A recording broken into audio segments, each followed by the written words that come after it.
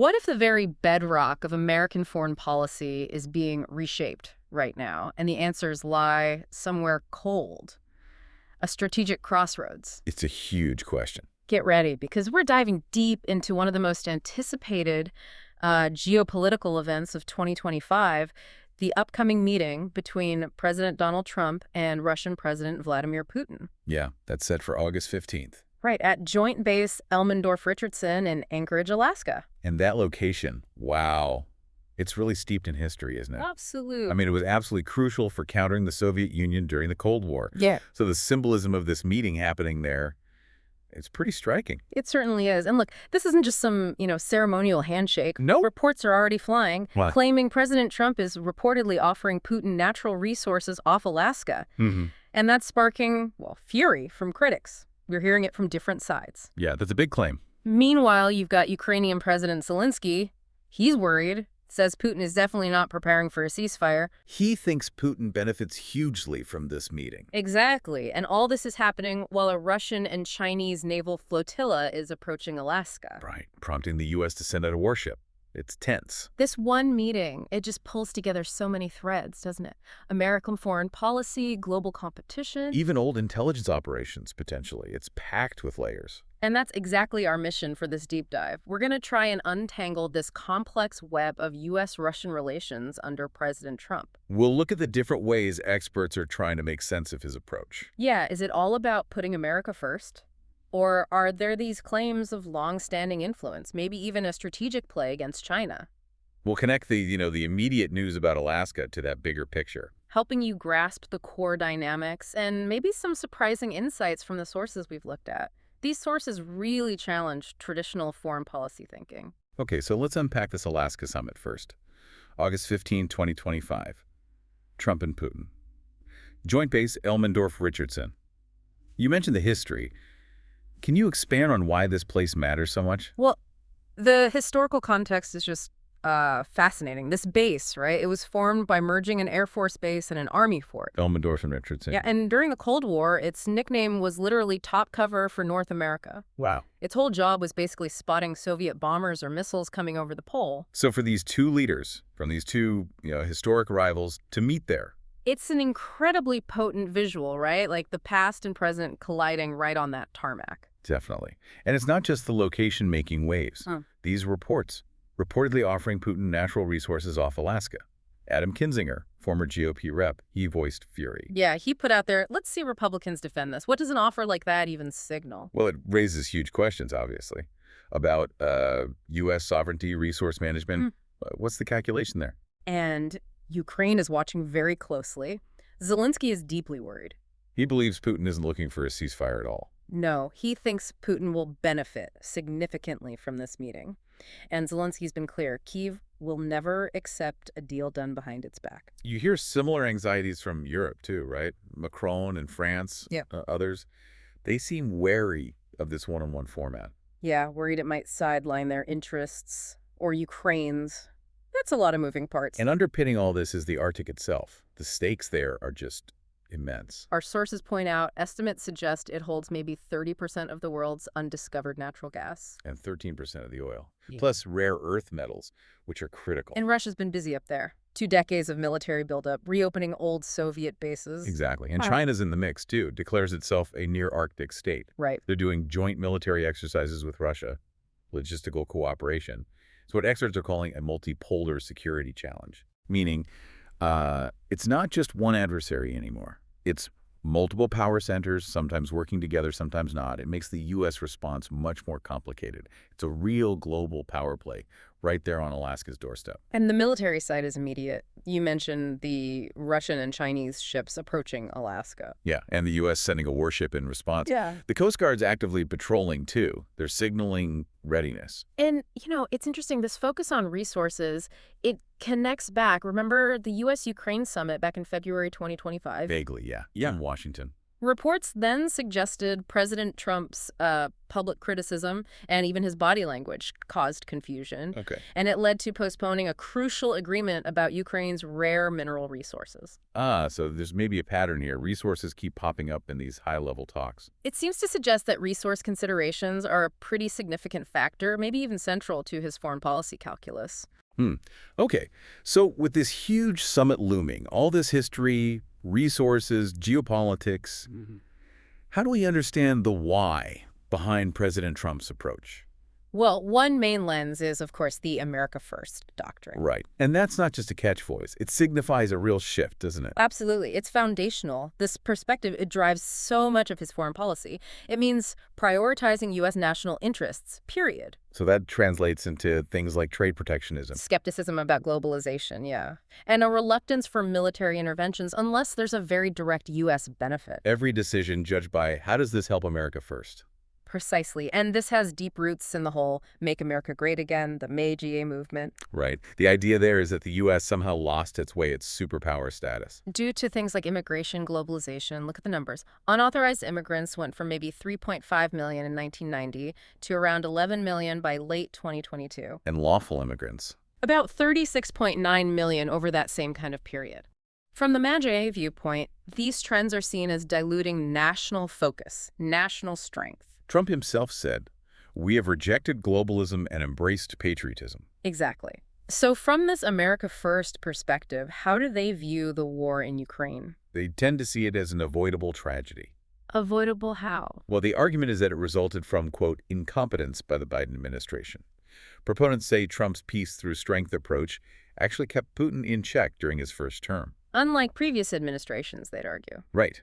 The thinking is a strong, clear focus on American interests prevents these kinds of conflicts from escalating. And the cost of this particular conflict, it's undeniably huge, financially, militarily. The numbers are staggering. Over $113 billion in U.S. aid in just the first 2 years. Plus another $61 billion package in April 2024. It's an enormous sum. And it impacts U.S. military readiness, too. Think about the equipment set. Like what? Over 2,000 Stinger missiles. More than 2 million 155-millimeter artillery rounds. 2 million? Yeah. And the U.S. only produces about 14,000 of those rounds a month right now. Wow. So from that America First angle, every dollar spent, every weapon sent, it's a resource diverted from potential U.S. needs. It reshapes our own defense posture. And the human cost for Ukraine itself is just devastating. Population down from 45 million to maybe 36.7 million? Yeah, and estimates of around 100,000 Ukrainian soldiers killed, maybe 120,000 wounded. Just awful numbers. So for the America First folks, seeing these costs, the goal becomes what? A negotiated end, quickly. They want a formal U.S. policy pushing for a ceasefire and a settlement. President Trump's position, as reported, is stop killing all those people. Even if, and this is key, even if it means Ukraine has to make territorial concessions. And maybe future aid structured as a loan, not a gift. Right. It's about stopping the drain, stopping the killing, stopping the spending. Okay.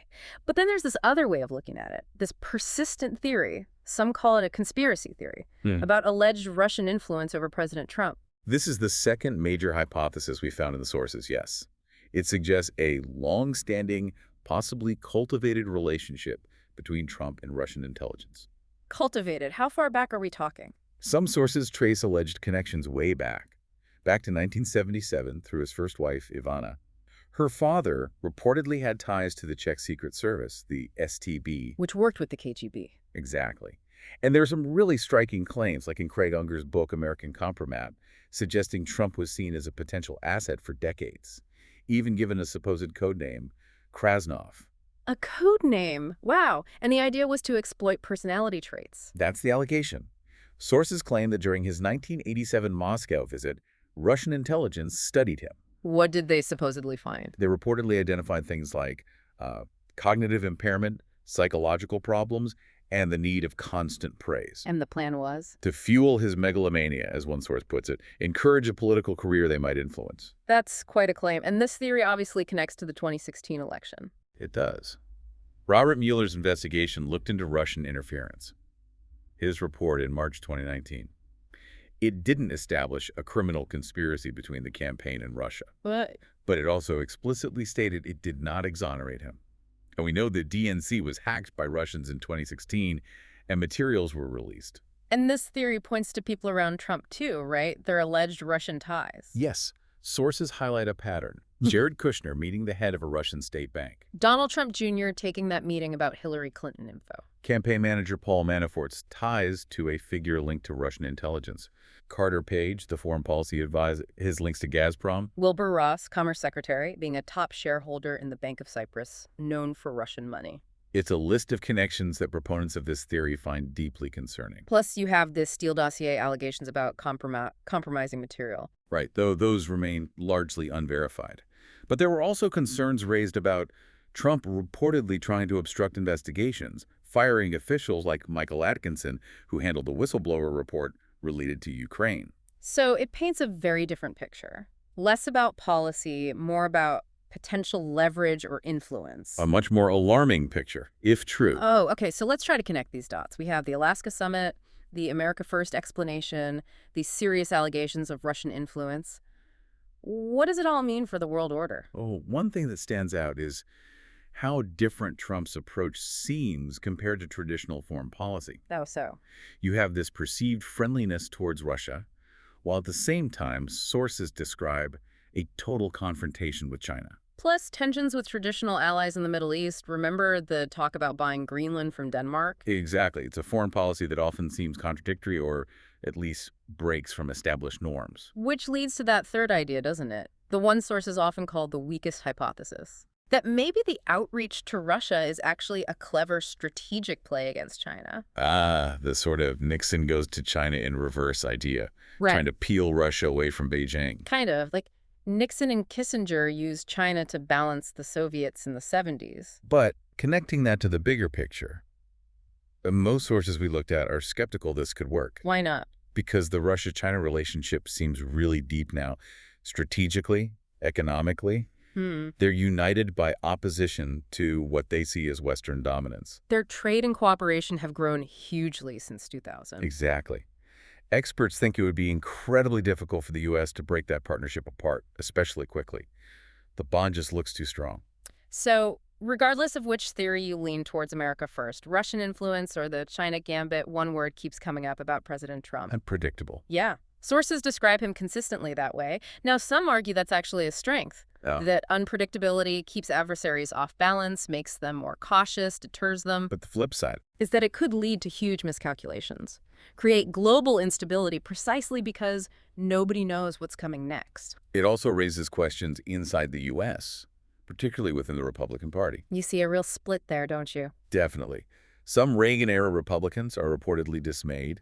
They say Reagan supported friends and stood up to enemies. While Trump. They argue Trump is for opposing friends and supporting enemies, particularly regarding Russia. But is that view dominant in the party now?